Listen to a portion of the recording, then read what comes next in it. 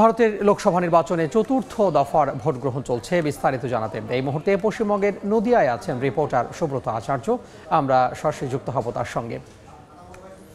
Subrata, vote উৎসব এগিয়ে চলছে। আপনি জানেন সকাল 7টার সময় ভোট শুরু হয়েছে। ভোট কোনো রকম বিরতি ছাড়াই ভোট চলবে সন্ধে 6টা পর্যন্ত। তবে ভৌগোলিক অনেকগুলো বিষয় বিবেচনা করে কোথাও ভোট শেষ হবে বিকেল 5টা পর্যন্ত।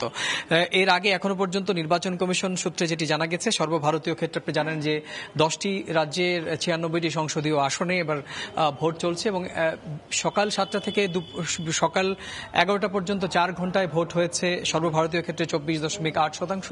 আর আমাদের রাজ্য পশ্চিমবঙ্গে আপনি জানেন যে পশ্চিমবঙ্গেও 8টি লোকসভা আসনে ভোট হচ্ছে এবং পশ্চিমবঙ্গে কিন্তু ভোটের যে ভোট পড়ার পরিসংখ্যান সেটি আমি রানাঘাট সংসদীয় আসনে আছে। আপনি সকাল থেকে যারা দর্শক দেখতে পাচ্ছেন যে দীর্ঘ লাইন ধরে গণতন্ত্রের অধিকার তারা প্রয়োগ করছেন। 5 বছর তারা অপেক্ষা করেন যে এই অধিকার প্রয়োগের মাধ্যমে দেশের নেতৃত্ব কার হাতে তুলে দেওয়া হবে, সেই নেতৃত্বে তুলে দেওয়ার যে সুযোগ সেটি তারা শতভাগ কাজে লাগান। আপনি জানেন যে এর আগে তীব্র তাপপ্রবাহ ছিল প্রথম এবং দ্বিতীয় দফার ভোট গ্রহণের সময়। তৃতীয় দফার ক্ষেত্রে আমরা দেখেছি যে কিছু কিছু গুড়ি বৃষ্টি হয়েছে।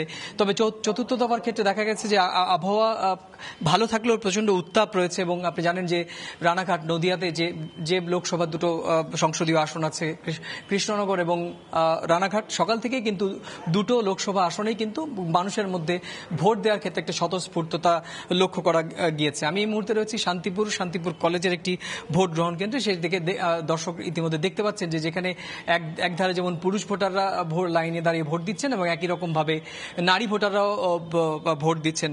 এবং একটি বিষয় লক্ষণীয় যে আপনি জানেন যে প্রচুর সংখ্যক ভোটার যাদের বয়স 80 বছরের ওপরে, তাদেরও কিন্তু আমরা দেখেছি যে অসুস্থতা নিয়েও তারা এই গণতান্ত্রিক অধিকার প্রয়োগ করতে ভোট কেন্দ্রে এসে ভোট দিয়ে তারপরে ফিরেছেন। তো সব মিলিয়ে ভারতের এই 18তম লোকসভা নির্বাচনের চতুর্থ দফার যে ভোট গ্রহণ এখনো পর্যন্ত প্রথম 5 ঘন্টায় আমার কাছে থাকা এই সংক্রান্ত সবশেষ তথ্য।